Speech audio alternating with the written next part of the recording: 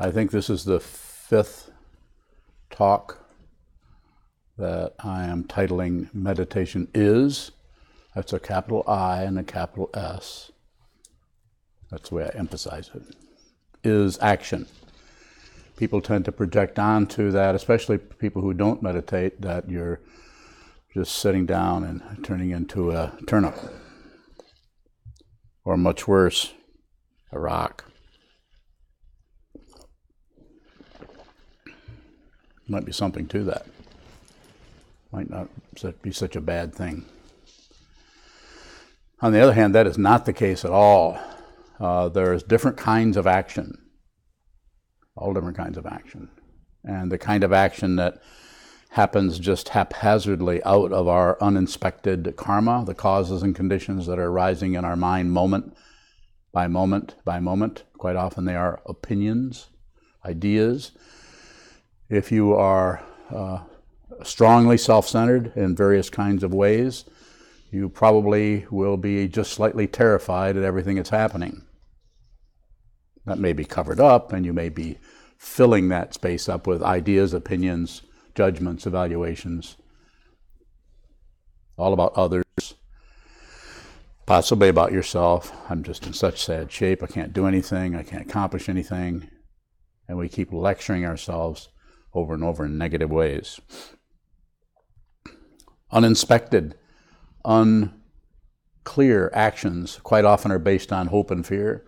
Just kind of a hope that things will get better, or a fear that they're going to nosedive. So we rest in some kind of evaluation, and that evaluation may or may not be accurate, but quite often it is based on just ideas and thoughts and evaluations, guesswork.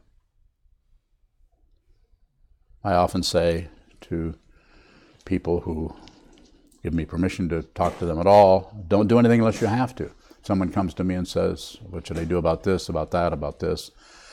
Presents me with various kinds of ideas, situations in their life that are happening and challenging. I say, don't do anything. Don't do anything. That's very difficult. If you try not to do anything, you will immediately notice how much you just keep kind of doing spontaneously or impulsively. Big difference between spontaneous and impulse. Spontaneous is you see clearly what this is, and because of your clarity around the causes and conditions that are in your milieu, in your atmosphere, in your particular mandala or circle, you're so clear about that the action that comes out of that is spontaneous. It does not require thinking. I'll repeat that.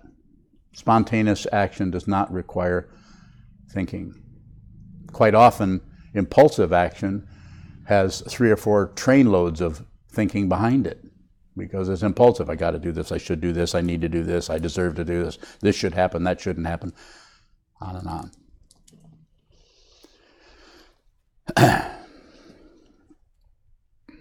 So it's not that you should sit still and just hold still in your room and meditate 24 hours a day. Although you might want to try that sometime.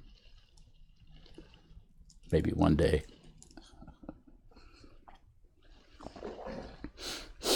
You'd certainly slow down a lot if you did that. But you would notice how incredibly active your mind is. If you hold the body very still, like you've just been doing for a little while here. Have you noticed? Everything keeps tumbling along, and this happens, and then you start thinking, pretty soon you're not even in this zendo anymore, this meditation hall. You're off at a imaginary conversation in the future, or reviewing another probably imaginary conversation in the past, both equally unreal, unsubstantiated, can't be backed up by anything. And they're quite often based on fear.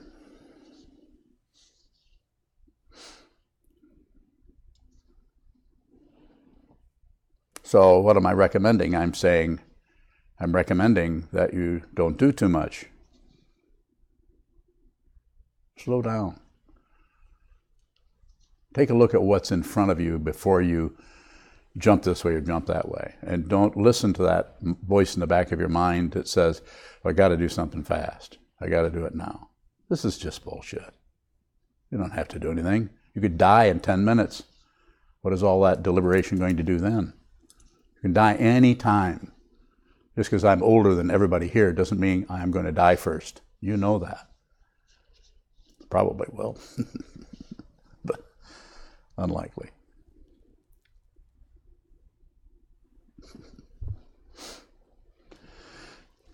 So very gross actions. A gross action is picking up these clackers and doing this, having a cup of coffee,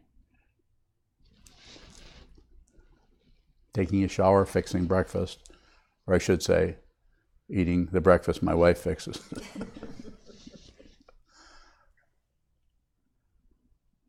So they're gross kind of activities. In other words, it means that they're very, very material movements of this physical form. But there's an incredible amount of activity that is happening in the various consciousnesses. Not only the first five, the sense consciousness,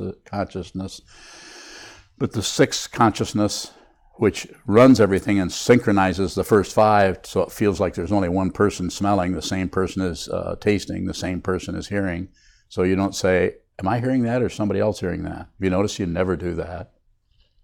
Why don't you? Because there's nothing that we can find that hooks that together other than this body mind, which is completely not static. It's as soon as you're born, you start to age. Changing. Nothing lasts. Anything you can find anywhere and point out, that's that. Just keep your eye on it because it's not going to last. It's going to change into what? Something else.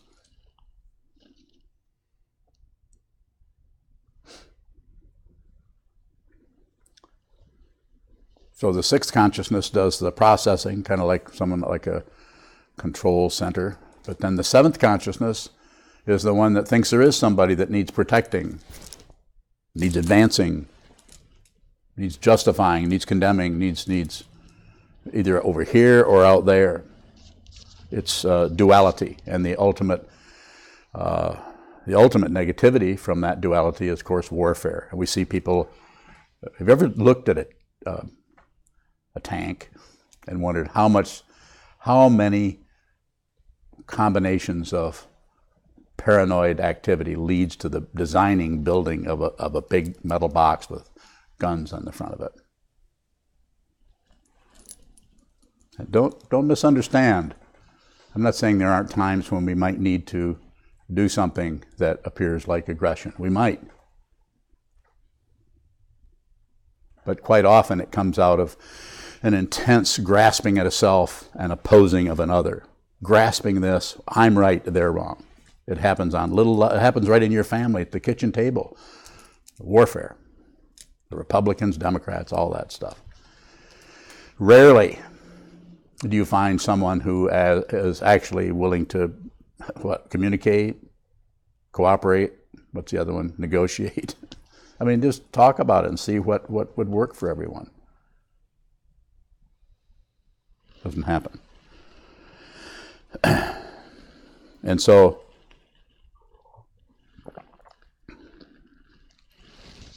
I'm not, don't misunderstand, I'm not against warfare. I'm not going to do that. I was in the Marine Corps. I know what you're in for if you go that direction. My father was killed by Germans in the Second World War, so it's not like I've never been touched by that. So what am I saying? I'm saying it's such a huge behemoth of this complicated billions of people all moving along on the earth in apparent time and in apparent space. And there's a few of them that are kind of at the head of the pack that have the little golden crowns on their head. I think they know what's best for everyone, who are calling the shots, having opinions and deciding and doing things and this and that. And what I'm saying is you probably would do well to investigate. This is the action I'm talking about, that meditation is action. You would do well to observe who this is and what the fundamental situation going on is here before you take that out into the world to agree with or protest against or anything, no matter how obvious that looks like it deserves your negative attention, positive attention. Find out who you are first. Don't misunderstand what I'm saying. I'm not saying you have to become enlightened. I'm saying if you're finding out that you're just a bundle of opinions is doing pretty good. That's kind of finding out. You got to start somewhere. That's what I ran into when I was very young, and that's why I found I needed a teacher. I was either needed a teacher or I was going to have to end my life because I'm just too crazy to continue to live. That's why this old man is still sitting here. Because of my teacher, not because of anything I did. So please, take some time. You don't have to be a Buddhist. You don't have to join this thing. But take some time in your life, whoever you are, sit down, clarify the mind. How do you clarify it? By watching how muddy it is. You can't clean something unless you look at the dirt. It's kind of simple, isn't it? Like, oh yeah, I guess I need to look at what needs to be done or what is involved there, rather than jump to some kind of a conclusion, which quite often, just look at what the medicine does. It can't stand to not know, so it just covers up the symptom. It can't stand to just look at, we don't know what that is. We don't know what causes this. What does cause this person to get out of bed one day and go out and kill people? Why don't we look at what causes that or what the root of that is, rather than immediately drop a huge lid on top of that to stop it.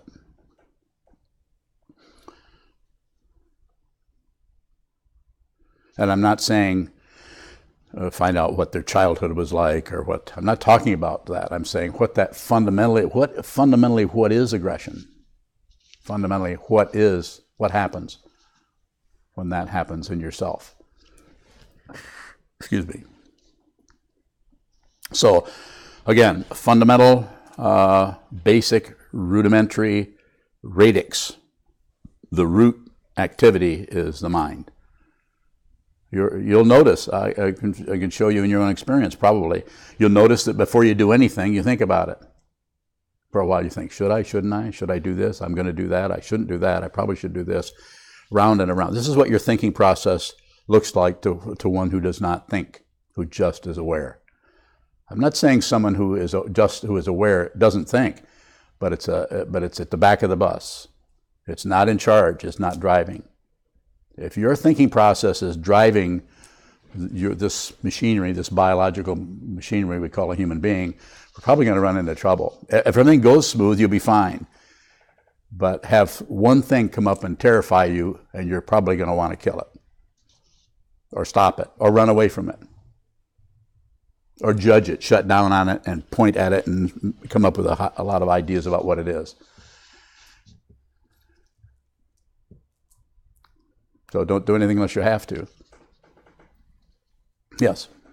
The title of the talk is Meditation is Action. Yes. And I'm wondering about if there's a difference between that type of action you're talking about and doing. Is meditation a doing?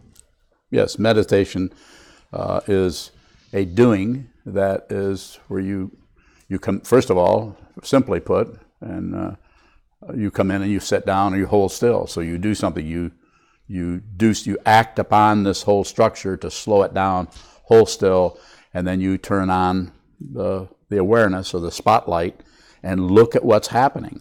Because unless you see what's happening on a, you could say, microscopic level in your mind frame, then you're at the mercy of the uninspected thoughts and emotions and feelings and hopes and fears.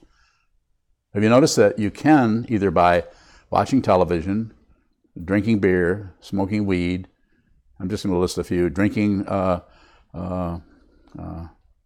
single malt scotch. There's all kinds of ways you can avoid what this is. We call it entertainment.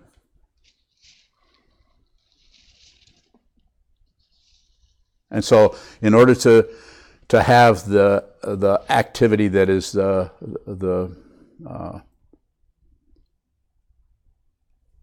that is could be said to be I'm losing the word more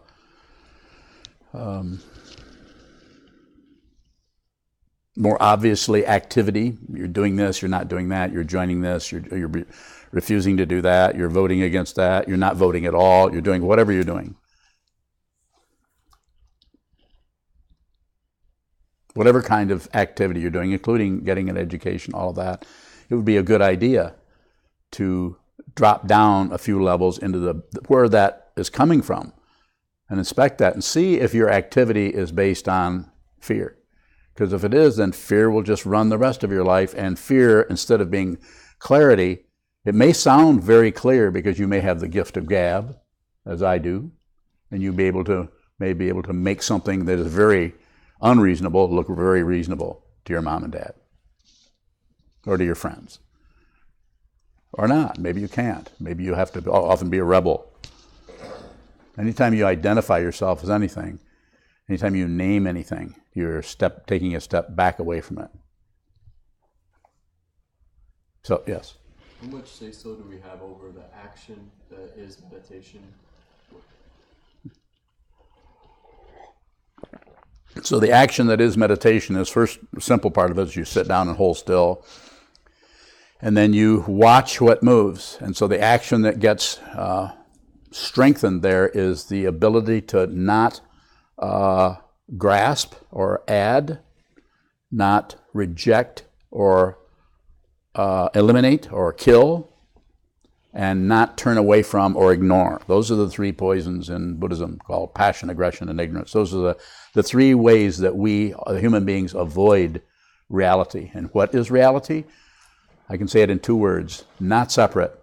We are so fundamentally not separate that to one who sees this is kind of amazed by the degree to which people fight over nothing. Michael? Is there an act of making a decision? There might be, but generally speaking, that will happen in a kind of a gradation. The more clear you are about how the confusion you've been stuffing about yourself, your self-centeredness, your hopes, your fears, the more you begin to bring awareness down into that, meditation can seem to be more and more difficult. It can seem to be, wait a minute, this is what I thought meditation was going to make me more calm, cheer me up, make me be more serene. I'm not telling you that. And if somebody is telling you that, they are not being, maybe not deliberately not being honest, but they're really not being honest with you. Because meditation does not produce something. It reveals something. It's more about, instead of more and more peacefulness, it's less and less warfare. You're less and less and less going to war. Peace is already the case. You don't have to create peace. Just stop muddying up the water. Stop thrashing around. How do you do that? You have to see the way you thrash. Each person in here is making some kind of, you could say, unconscious or unaware movement in their life that keeps throwing up the silt from the bottom of their personal pond. It keeps coming up and clouding, and then we accuse that, rather than seeing that we're creating it, or at least there's a participation going on there. We want to blame something, and we will talk to people with documents on their wall that give them some kind of more credit than we have, and ask them what to do, and they'll give us medications that will cover it up. Don't misunderstand this. I'm not saying there might not be a time that you may need some medication, but you should be included in that decision. You should, the person medicating you should tell you what it is. Quite often we find, I've heard, where people are taking medications, they have no idea what they're taking. Their doctor said to. This is not a good idea. This is what I call ignoring. Shoka. How can a negotiation happen when it seems like there might be an agenda coming from oneself or another? You don't have to get rid of the agenda. You just have to be aware that it's there. So you don't have to get rid of it. You don't have to get rid of anything. It's pretty amazing. You don't have to believe what I just said either. Don't believe it. Find out for yourself. You don't need to believe anybody. Don't disbelieve anybody. And don't look away from anything that's being put out there. Live in this open dimension we call, I'm calling awareness. It's like living in an open space. It's living in an open field rather than a damn broom closet of your ideas, your opinions, your hopes, your fears. You and your cell phone. I'm not saying you shouldn't use a cell phone. I have one somewhere. Michael. Could you go a little bit deeper into this idea of the difference between decision making and something being revealed? So a decision is you're weighing one thing against another, but you can't see the desire to come to a conclusion has more power than one's impetus to see clearly down into something. It will at some point will take over, and you might say to yourself, well, I have to decide something. I've only got till Tuesday. Who set that up? Maybe somebody else said you need to make this decision by Tuesday. And now I'm not saying that might not be the case, but if you agree with it, then to that extent you're have less to say about what's happening. When I say have something to say about it, I'm saying be aware of what is happening there. What is happening in, should I get this job or that job? Or I have two places I can move to. There's a job in Vermont, and there's another one in California. You might start by saying, well, what's the economy? What's the gross national product or the gross product of each state, or what's the cost of living? You do. I'm not saying you couldn't look at those, but don't conclude something. This is what a conclusion looks like to just awareness. This is a conclusion. I don't have to look at that anymore.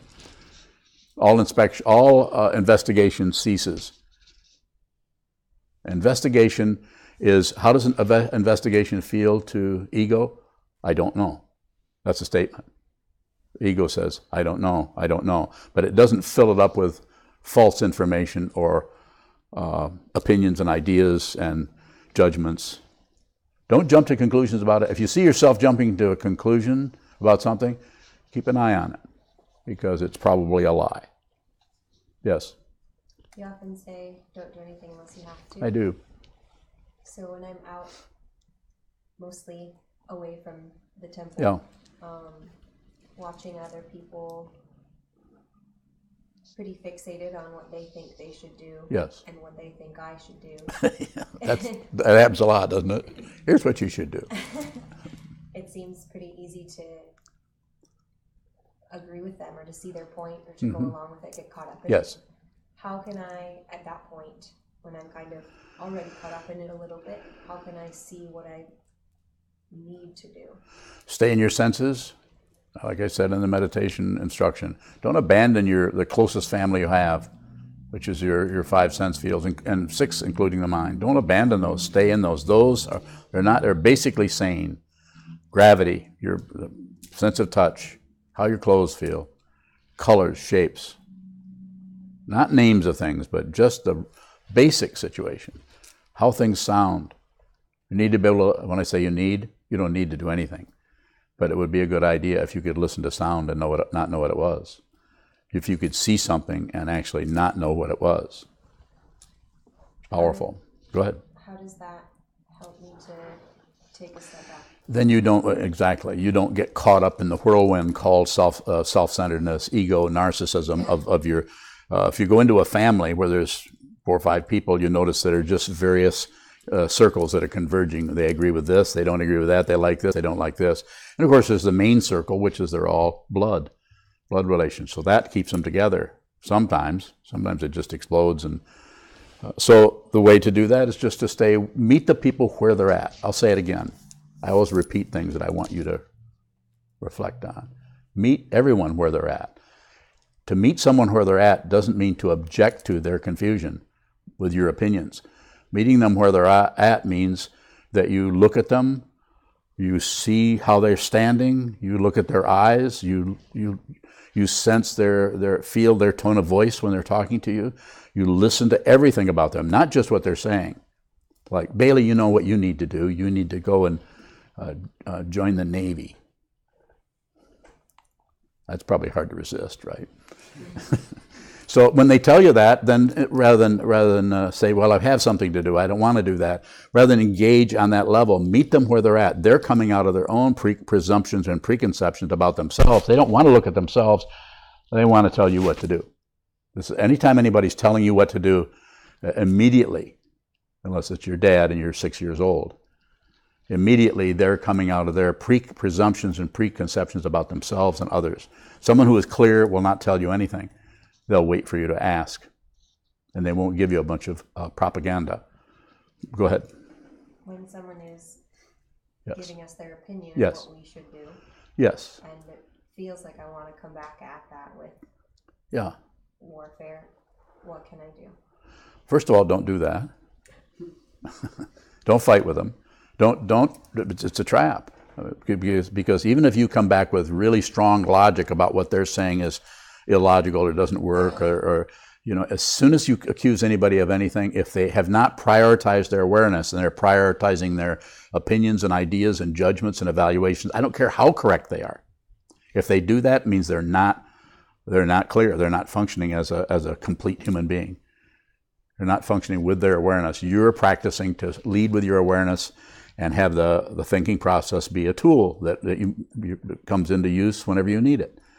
But you need to stay in the awareness. And so when I say that, that means stay there. You can see they're confused. You can tell by their eye. You can watch somebody's body language when they're talking to you. You can watch my body language.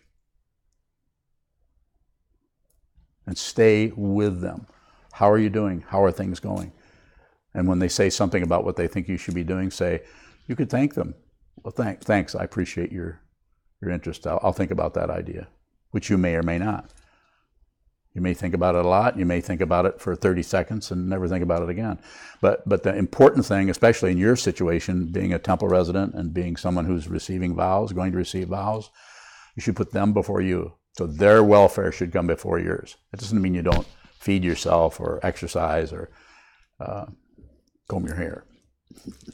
But it means that you're looking at them and you're beginning to perceive what fundamentally would be helpful to this person. Would it be, you wouldn't even think about it, you would see it. You wouldn't think, let's see now, how should I treat this? Should I agree? Should I disagree?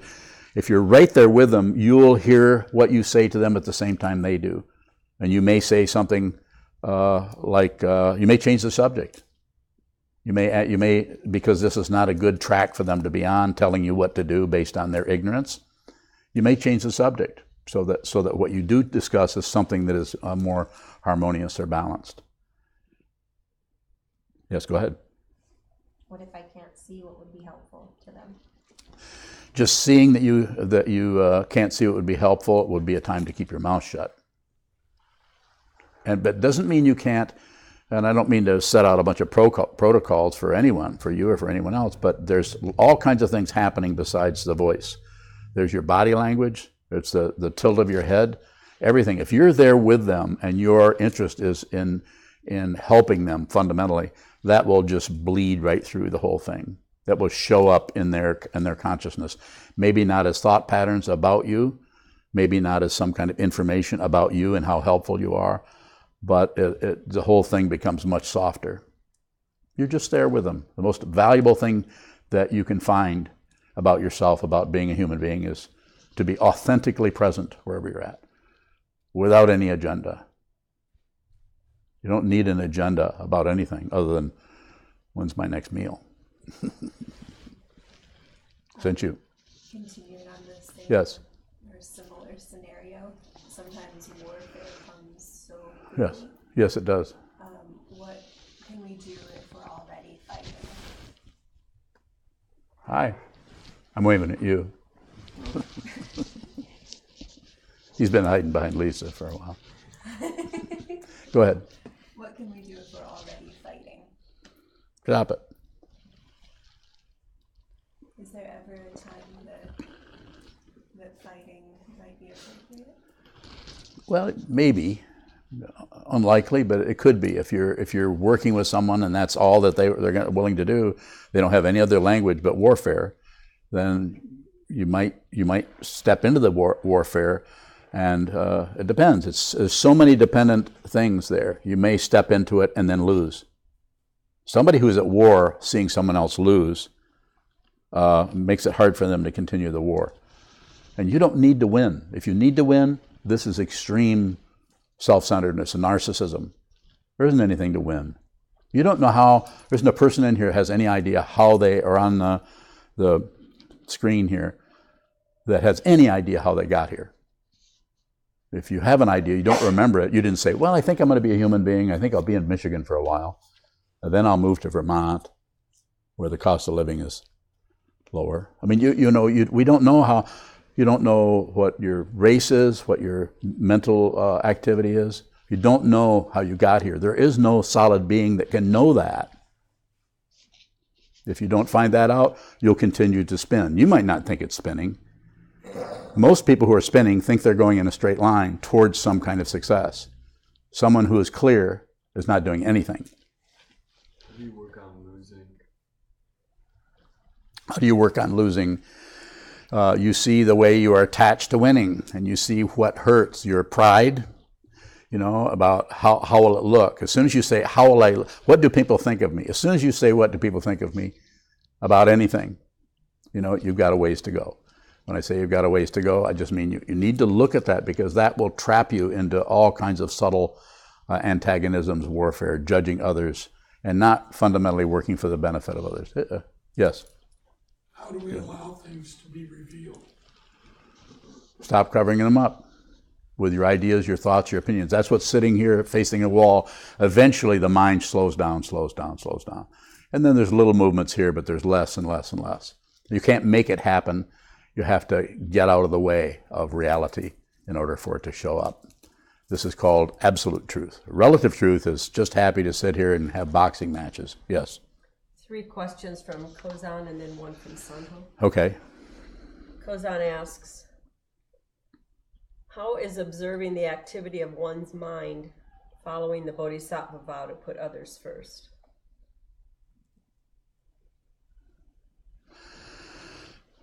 Because you see the way you're doing everything but following the Bodhisattva vow. You are witnessing the way you keep pulling back and putting yourself and your own ideas and opinions about this or that or the other thing before others. Here you have a person in front of you who is functioning in a certain way. And instead of seeing their confusion, you blame them. If you're fulfilling the Bodhisattva vow, you don't blame anybody for anything. Praise and blame are extra. And they get in the way. They cover up.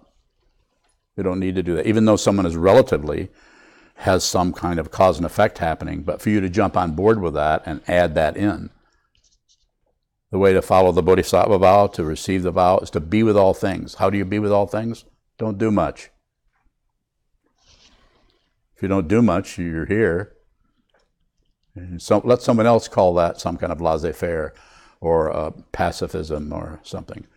Bring them to me. I'll show them what pacifism is. I think I have to take a couple more here, Michael. What is action on the path if war or harmful oppression shows up in our own neighborhood? So for me to give you a protocol about that is just too much. I won't do that. I can't do that. My own understanding won't allow me. All I'll say is don't grasp at it as some kind of thing. Don't judge it this way. Don't try to kill it or wipe it out. And don't take your eyes off from it, which means don't take any of your senses off from it. Stay with it. Because you've practiced being with your own 6 sense fields here, you'll be much better when you get off the cushion of that awareness proliferating so that it starts to penetrate walls and everything. I'm not talking about magical thinking here. I'm talking about seeing that you already are not separate from anything, including the worst horrible thing in your neighborhood. Confrontation is just going to add war. Find a way, see a way in which that area that is proliferating in that way, just like when I talk to somebody, I'll give you an example. When somebody comes into the hojo or the meditation interview room, sits down in front of me and starts presenting me with their life, what's happening, how hard they've had it, and what's going on, well, they can't do this. I don't immediately start necessarily telling them to do stuff. I might, and I might not. I might wait a long time before I see, do I have any permission I might just sit and say, yeah, that sounds terrible. It sounds rough. I don't know. I wouldn't know what to do about that either. I might probably, being who I am, I'm going to say, do you meditate? And they'll say, well, not as much as I should. You'd be surprised how much I get that. Not as much as I should. I said, well, crank it up. Write it on your nightstand or on your bathroom mirror. I meditate get in there and be have a little bit of activity that will cause you to see what fundamental activity is. The fundamental activity is awareness. When this body-mind drops, the awareness does not go anywhere. That's not an opinion. And it's not something you should believe. As I said, don't believe anything. Don't disbelieve anything, and don't look away. So go into that neighborhood with a sense of openness, or stay in your house. There's no right or wrong. If you think there's a right way or a wrong way, you're already 3 miles into confusion. Don't do it. Go ahead. Your last question, can we use the sitting practice of meditation to hide from responsibility off the cushion? You could, but it would probably mean you don't have a meditation teacher or a sangha or a community of people who are meditating. What the meditation teacher can't help you with in that area, the sangha will, if you can stand it. It's very difficult to be around a lot of people who are training their minds to see clearly, because they're not about to listen to your, what is that word? Oatmeal. Not about to listen to that. And then we'll call you on it. Go ahead. And then from Sanho, he asks, then how do you make a choice? Don't make a choice. Don't make choices. Don't make a choice unless you have to make one. Don't make a choice. If you have a choice between this or that, then that means you're not there yet. Everything is choiceless. You need to wait and look at it. Nothing lasts unless you're adding things onto it, like your opinions and ideas. Then everything changes behind it, and all you've got is your solid opinion. You don't realize that life is going on without you as your opinion stagnates in midair. Don't do it.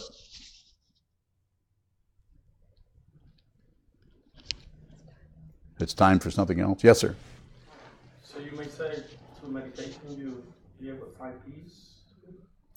Well, first you're going to have to find a lot of difficulty, because we've been covering up the natural peace with our ideas, our opinions, our hopes, our fears, and everything. So meditation eventually can very much be about peace, but it's about seeing through the warfare, and that can be challenging. So your first 2 days, 3 years, 5 years, 20 years of meditation can be difficult and challenging. I certainly never found any peace. So we can live without peace? You can what? Live without peace? We can live without peace? Yeah, peace is just a concept. What are you doing right now? Is this peace? No fighting anything. Yeah. So you got it. It's nice, isn't it? There it is. Yeah. Don't add anything to it. Like, I'm finally peaceful. Don't take anything away from it. This peace won't last. Don't shut down on it. Where'd that peace go? Don't do anything with it. Stay in your senses. It's time? Okay. Thank you so much. We're going to have the daily Dharma gathering. First, we'll stand and dedicate the merits that's found in the back of your blue chant books. And as Sokuzan indicated, he will be giving a talk in about 10 minutes for the daily Dharma gathering that lasts for 30 minutes, and you're welcome to stay for that here in the Zendo. And I'd also like to remind everybody about our donation boxes in the hallway. We have 2 boxes, one for the teacher, one for our Sangha and this facility and the teachings. Please help us support this work. May the merit of this penetrate into all places, so that we and every sentient being together can realize the Buddha's way. Jiro san shi shi hu shi son bu sa mo ko sa mo ko ja o ro mi ones, the three worlds, all Buddhas, all venerable ones, Bodhisattvas, Mahasattvas, the great Prajna, Paramita.